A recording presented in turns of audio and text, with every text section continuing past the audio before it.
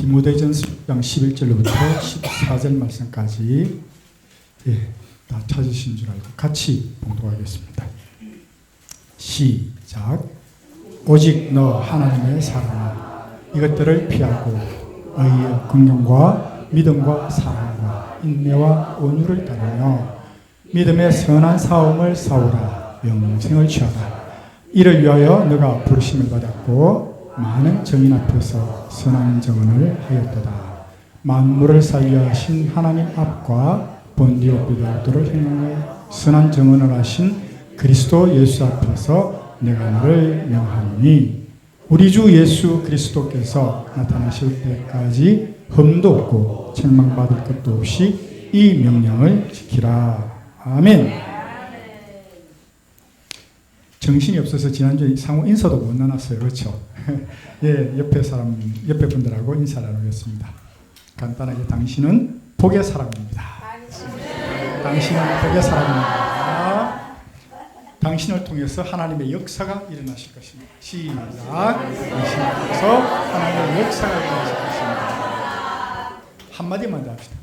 당신은 참 좋은 사람입니다. 당신은 참 좋은 사람입니다. 아멘입니다. 예, 아침에 짧은 간증을 어제는 제가 좀 바쁜 시간을 보냈어요. 조카 결혼식도 있고 이래가지고 막 오후에 결혼식도 갔다가 번잡한 시간을 좀 보냈습니다. 근데 저녁에 이제 기도하러 들어갔는데 끝나기 전 저녁부터 몸이 안 좋은 거예요. 그리고 막 저녁에 이제 끝날 때쯤 되니까 목 감기가 와갖고 목이 따갑고 막 그런 겁니다. 그래서 이제 기도하고 끝날 점에 내일 예배를 위해서 감기약을 미리 먹어둬야지 이러다가 끝날 점에 그렇습니다. 내가 감기약을 먹는 것보다 기도를 하는 게 낫지 않을까. 그래서 기도를 하기로 했습니다. 주님, 내일 제가 설교를 해야 되는데 목이 잠기면 어떡합니까? 감기가 오면 어떡합니까? 약을 안 먹고 하나님께 기도 한번 해보겠습니다. 낫게 해주십시오. 하나님께서 말짱하게 이렇게 세워주셨습니다. 예, 여러분은 행복이 무엇이라 생각하십니까? 우리는 크게 바라는 게 없잖아요. 그저 남들 먹고 싶을 때 내 먹고 싶은 거 좀 살 만큼의 돈이 있고요. 사고 싶은 거 좀 살 수 있는 돈이 있고, 남들 어디 갈 때, 가자 할 때 벌떡 일어나서 갈 수 있는 건강, 일어날 때 아이고 그 소리만 안 하면 되고, 그렇죠? 병원에 크게 저처럼 여러 군데 안 다녀도 되고, 뭐 당뇨약 아니더라도 혈압약 정도는 뭐 허용할 수 있고, 그죠? 그 정도. 자녀를 키우는데 자녀가 크게 아프지 않고 말 잘 듣고 공부까지 조금 잘해주면 너무 좋고 감사한 거죠. 이것이 그냥 우리는 평온한 삶이고 행복한 삶이라고 생각합니다. 그런데 하나님께서는 우리에게 조금 더 특별한 걸 요구하세요. 오늘 이 말씀에 보시면 믿음의 선한 싸움을 싸우라 이렇게 얘기합니다. 그냥 지내도 되는데 굳이 싸우라 하십니다. 그리고 마지막 절에 보시면 이 명령을 지켜라 이렇게 말씀하십니다. 그냥 우리에게 권하는 말씀이 아니고 명령을 지키라 이렇게 말씀하십니다. 명령은 군인들이 쓰는 용어잖아요. 목숨 걸고 지켜야 되는 군인들이 쓰는 용어인데 그것을 우리에게 해주십니다. 저는 이 말씀과는 조금 다르지만 이 말씀을 살짝 돌려가지고 다르게 한번 제 나름대로 얘기를 해볼까 합니다. 틀려도 상관없어요. 나중에 목사님께서 다 바로잡아 주실 겁니다. 예, 별로 큰 부담은 없습니다. 사도행전 1장 8절 말씀에 보면 이런 말씀이 있습니다. 오직 성령이 너희에게 임하시면 너희가 권능을 받고 유대와 사마리아와 땅끝까지 이르러 내 증인이 되리라. 오직 성령이 너희에게 임하시면 이거를 하나님께서 강조하십니다. 다른 게 있는 게 아니고 오직 성령이 너희에게 임하시면 온 유대와 너희가 권능을 받아서 온 유대와 사마리아와 땅끝까지 이르러 내 증언이 되리라. 우리는 거기에 특화된 부르심을 입은 제자들입니다. 비록 예수님의 12제자처럼 된 건 아니겠지만 우리는 복음 전달자로서, 복음을 전하는 자로서, 하나님의 은혜를 입고 그 은혜를 전하는 자로서 우리는 그 소명을 감당하기를 원하고 소명하고 했다는 겁니다. 주제가 올해는 전부 다 그겁니다. 가서 제자 삼아라. 여기에서 벗어날 수가 없어요. 그래서 살짝 와서 저는 여기에다가 한번 적용을 해볼까 합니다. 하나님의 명령이 우리에게 어떻게 와닿는지, 그리고 하나님의 명령을 받는 우리가 어떤 모습으로, 어떤 마음가짐으로 이것을 해야 될까, 이렇게 생각을 해봤습니다. 다음 말씀을 한번 띄워보세요. 이 말씀을 같이 한번 보시면 다른 말씀이 있습니다. 마태복음 13장 18절부터 읽어보겠습니다. 같이 읽으실까요? 시작. 그런즉 씨 뿌리는 비유를 들으라. 아무나 천국 말씀을 듣고 깨닫지 못할 때는 악한 자가 와서 그 마음에 뿌려진 것을 빼앗나니 이는 곧 길가에 뿌려진 자요 돌밭에 뿌려졌다는 것은 말씀을 듣고 즉시 기쁨으로 받되 그 속에 뿌리가 없어 잠시 견디다가 말씀으로 말미암아 환난이나 박해가 일어날 때에는 곧 넘어지는 자요. 가시들기에 뿌려졌다는 것은 말씀을 들으나 세상의 염려와 재물의 유혹에 말씀이 막혀 결실하지 못하는 자요. 좋은 땅에 뿌려졌다는 것은 말씀을 듣고 깨닫는 자니 결실하여 어떤 것은 100배, 어떤 것은 60배, 어떤 것은 30배가 되느니라 하시더라. 예, 이것은 주님께서 우리의 마음밭에 관해서 말씀하신 겁니다. 뭐 여기에서 뭐 우리가 옥토밭이 됩시다 이렇게 할 필요는 없어요. 왜냐하면 여기 전부 옥토니까 지금 막 잘 자라고 있어요. 막 무럭무럭 자라고 있는 옥토인데 굳이 제가 옥토밭이 됩시다 이렇게 할 필요는 없을 것 같아요. 왜 근데 이 말씀을 들고 왔느냐? 우리가 말씀을 전하는 대상이 문제라는 거죠. 여러분 전도를 해보셨잖아요. 이웃에게 말씀을 전해보려고 애써 봤잖아요. 그 말을 받는 사람들의 반응이 어떻던가요? 태도가 어떻던가요? 옥토밭같이 느껴졌습니까? 아니죠. 말은 땅같이 아마 느낌을 받았을 때가 많았을 겁니다. 아마 우리 권사님이나 저나 이 조금 올드한 세대들은 아실 거예요. 옛날에 막 전도지를 길에서 막 주면 물수건도 아니에요. 그냥 전도지만 줘도 19번 다 받아갔습니다. 비록 저쪽에 가서 안 보이는 곳에 가서 버리고 갔을지라도 다 받아갔어요. 요즘은 거들떠도 안 봅니다. 잘못 주면 핀잔을 받아요. 왜 방해하느냐. 거기다가 요즘 물수건 같은 걸 막 주고 이래 해야 어쩌다 자기들이 보지. 그만큼 강팍해진 세상입니다. 옛날에는 시간만 되면 교회 종소리가 울렸어요. 그런데 지금은 그것도 민원이 들어갔어요. 못하게 합니다. 소음공이라고 그것을 못하게 합니다. 이제는 노방전도도 못하게 할 지경에 이르렀어요. 왜? 내 권리를 방해한다고. 내 소중한 개인 시간을 방해한다고 민원을 넣기 때문에 종교를 권하지 못하는 입장이 될 수도 있다. 이런 세대가 될 수도 있다. 이런 겁니다. 이 딱딱한 마음밭을 어떻게 할까요? 이 지금 오늘 이 읽은 말씀은 옛날 팔레스타인 지방의 농법 중에 하나인데 농부가 그냥 가면서 길을 이렇게 씨를 뿌리는 겁니다. 이 사람들은 우리처럼 심는 게 아니고 씨를 쫙 뿌리면 가는 거예요.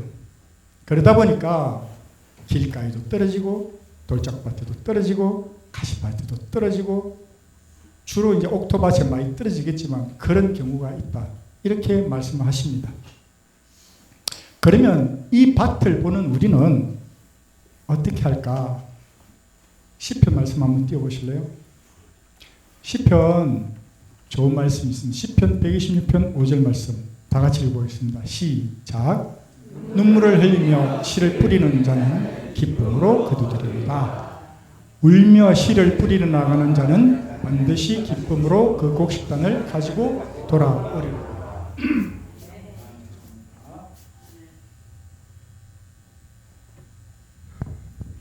주님께서 하나님께서 이렇게 두 번 강조하셨어요. 뭐라고요? 밑줄 쫙 긋고 포인트로 찍어주신 거죠. 주님께서 말씀하십니다. 씨를 뿌리러 나가는 자는 울며 씨를 뿌리러 나가는 자는 기쁨으로 곡식단을 거두리로다. 아까처럼 씨를 막 뿌리러 나가는데 뭔 울겠어요. 그런데 주님은 말씀하십니다. 울며 씨를 뿌리러 나가는 자 밭을 일궈야 됨을 말씀하고 계십니다.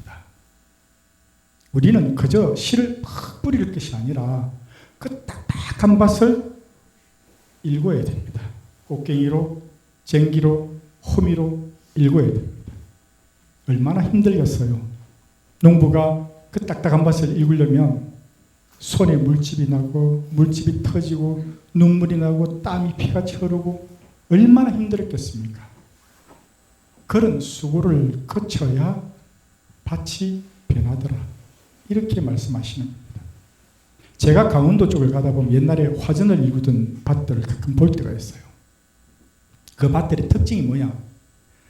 밭 주위가 다 돌무덤으로 쫙 쌓여 있습니다. 그 돌이 어디서 나왔겠어요? 그 농부가 그 고랑을 다 파면서 그 속에 있는 돌들을 하나하나 일일이 골라서 밖에 내놓은 결과입니다. 옥토밭을 만들기 위해서 그 갈아엎는 수고를 결코 아끼지 않더라는 겁니다. 자신의 희생과 자신의 그 아픔을 결코 수고로 여기지 않더라는 겁니다. 그랬을 때 하나님께서 분명히 말씀하십니다. 울며 씨를 뿌리는 나간 자는 그 밭을 일구기 위해서 그렇게 고생한 사람은 반드시 그 곡식단을 기쁨으로 가지고 올 거야. 너는 그것을 기쁨으로 받을 것이야. 이렇게 말씀하십니다. 왜 우리가 말씀을 전하는데 이렇게 노력을 해야 될까? 애를 써야 될까? 여기에 제가 크게 충격을 받은 계기가 있습니다. 지난주에 제가 병원에 누워 있었다 말씀드렸잖아요. 정말 잠도 못 잘 정도로 고통 속에서 울면서 지냈습니다. 그런데 목동병원으로 옮겨가고 환경은 바뀌었지만 상황은 하나도 나아진 것이 없었어요. 밤새 잠을 못 자는 건 똑같았는데 거기에서는 기쁨의 눈물로 밤을 세웠습니다. 밤새 울고 기쁨으로 세웠죠. 그런 계기가 있었어요. 목사님이 오실 때마다 저에게 책을 주셨는데 누워서 이렇게 꼼짝 못하는 한 손으로 이래가지고 이 책을 밤새도록 읽었습니다. 그런데 이 한 권의 책이 저를 가슴을 때리더라고요. 한 세 번째 읽을 때 주님, 내가 정말 잘못 살았군요. 그때부터 회개가 일어나기 시작했던 겁니다. 그 책이 뭐냐? 하늘에 속한 사람들이라고요. 중국 지하교회 그 가정교회에 윈 형제가 고난을 겪으면서 그 가정교회를 이끌었던 그 가정교회 고난을 겪었던 윈 형제라는 지금은 탈출해가 독일에서 하시고 우리나라에도 오셔가지고 간증을 하셨어요. 그 윈 형제의 그 하늘에 속한 사람들은 책을 보면서 내가 너무 편하게 살다 보니까 정말 딴 세상으로 빠져가지고 이랬구나 하는 것을 크게 느끼고 그때부터 하나님 앞에 기도를 드리기 시작했습니다. 이 윈 형제는요 1984년부터 저보다 4살 많아요.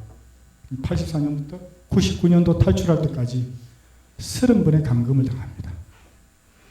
30번의 감금을 당하면서 모진 고문을 받고요. 그 고문은 뭐 이루 말할 데가 없죠.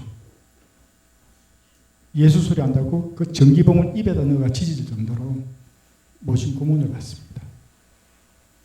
그런데도 결국 승리하는 삶을 살게 되죠. 고난에서 이기는 분들의 그 경험담은 제가 많이 들었어요. 책으로도 많이 보고 방송으로도 많이 접합니다. 그런데 제가 특별히 은혜를 받았던 대목은 이 형제가 그 고문을 받을 때 외칩니다. 그 외치는 목소리가 주여 이것을 견디게 해주십시오. 이게 아니라 주여 이 고난 속에서 제가 결코 주님을 놓지 않도록 지켜주십시오. 주님, 제가 여기서 목숨이 끊어지는 한이 있어도 제가 하나님을 부인하는 일이 없도록 나를 도와주십시오. 이렇게 기도하는 거예요. 그리고 이분들이 감옥에 있을 때 또 다른 분들이 고문을 받잖아요. 자기 형제들이, 자기 자매들이 고문을 받고 그 고통과 신음이 들려올 때 이분들이 다 같이 기도합니다. 주여 저희 영혼을 지켜주십시오. 고문을 줄여주십시오. 이게 아니고 그 아픔을 줄여주십시오. 아니고요. 이 환난을 지나가게 해주십시오. 이게 아니고 이 환난이 왔는데 저 고통 속에서도 결코 예수님을 부인하지 않도록 그 입술을 지켜주십시오. 그 마음을 지켜주십시오. 그렇게 기도를 하더라는 겁니다. 거기에 제가 충격을 받았어요. 하나님, 저 같으면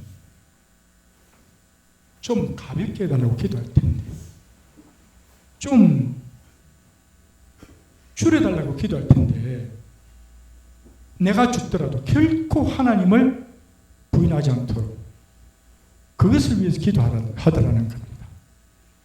제가 이 말씀을 준비하면서 이제 이 얘기를 준비했는데요. 마침 또 지난주에 신의 악당이라는 영화를 보게 되었습니다. 많은 분들이 보셨죠? 죄송합니다.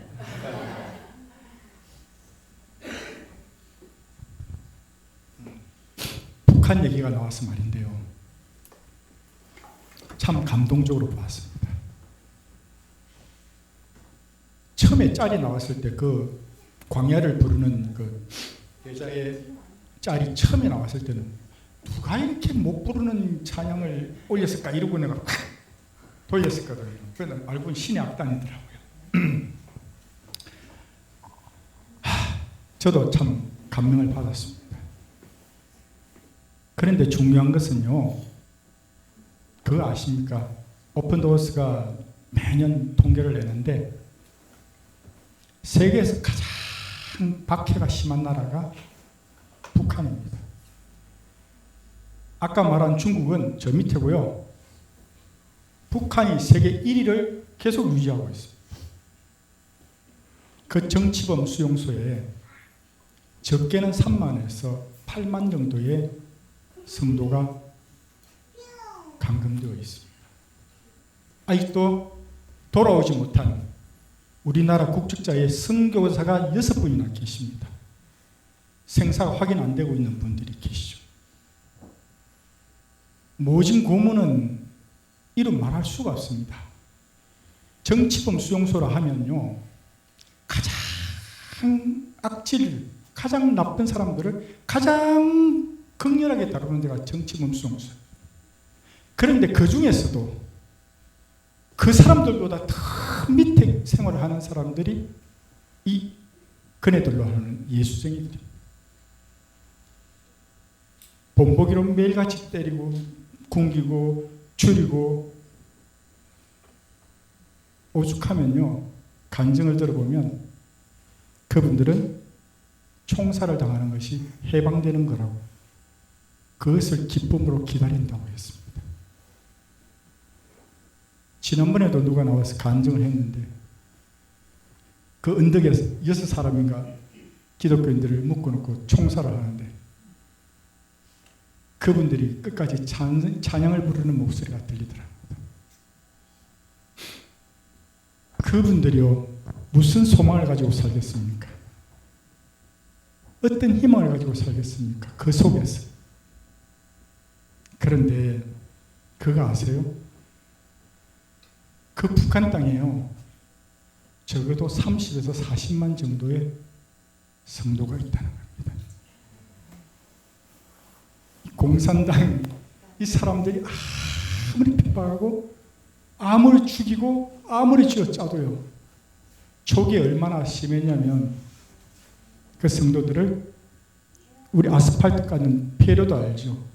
불도저 알죠. 큰 바퀴를 굴러가는 그걸로 그냥 깔아서 이렇게 죽일 정도로 그런 악함을 자행했는데도 아직도 북한에는 그 뜨거운 열기가 남아 있습니다. 물론 그 교회가 두 군데가 있긴 있어요. 쇼윈도우 교회라고 봉수교회, 칠골교회 있는데 그것은 외국인들에게 보여주기 위한 교회입니다. 그런데 아직도 그 지하에는 적어도 30만 명의 성도가 오늘도 하나님께 기도를 드리고 있다는 사실입니다. 제가 이 골목을 걸어들으면 좀 이제 올 때 보면 우리 청년 리더들이 막 찬양 연습을 하는 소리가 들립니다. 우리 선아 드럼 잘 치죠. 피아노 잘 치죠. 우리 청년들의 목소리 얼마나 좋습니까?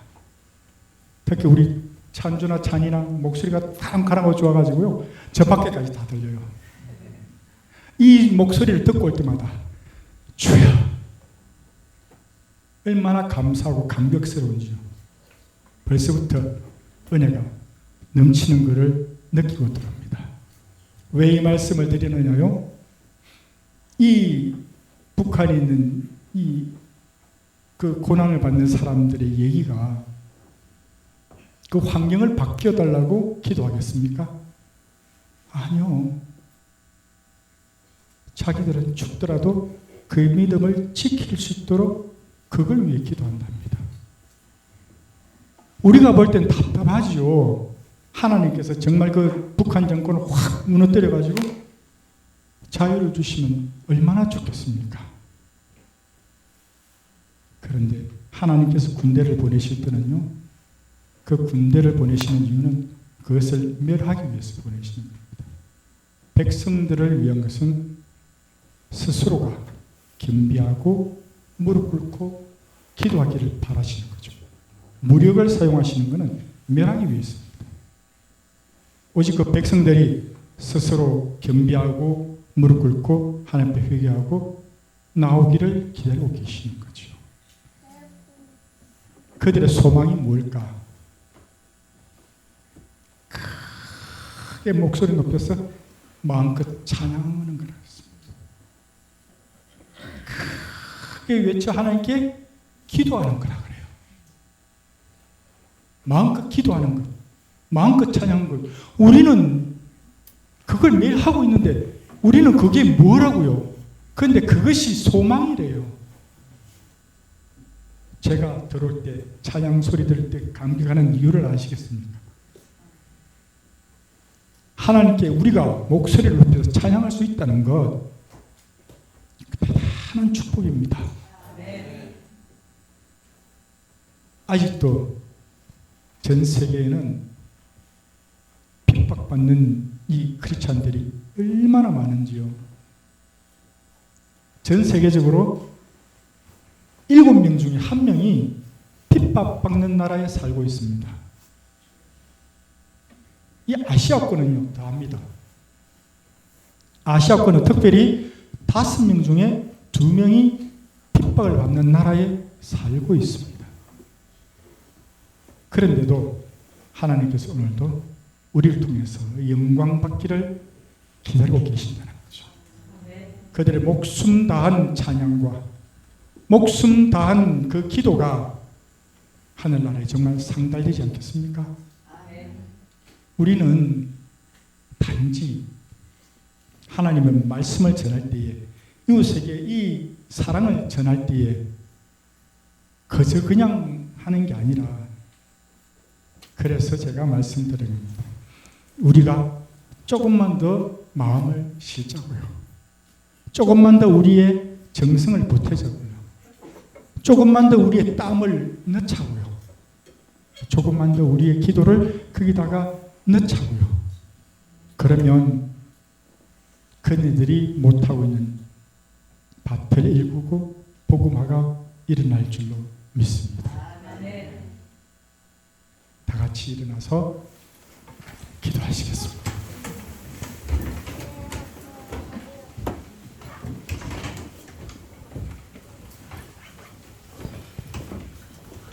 예, 다 같이 기도할 것은요, 우리에게 주신 자유를 우리만 누릴 게 아니라 우리에게 이 주신 이 은혜를 우리 이웃들에게 전할 때 우리가 좀 더 뜨거운 마음으로, 우리가 희생하는 마음으로, 감사하는 마음으로 나아가기를 원하는 것 하나고요.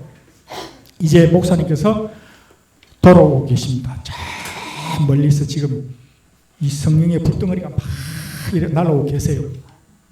무사히 오셔서 우리에게 또 큰 은혜를 끼쳐주시기를, 이 두 가지를 놓고 우리 마음이 뜨거워지기를 기도하겠습니다. 주여 한번 외치고 기도하겠습니다. 주여!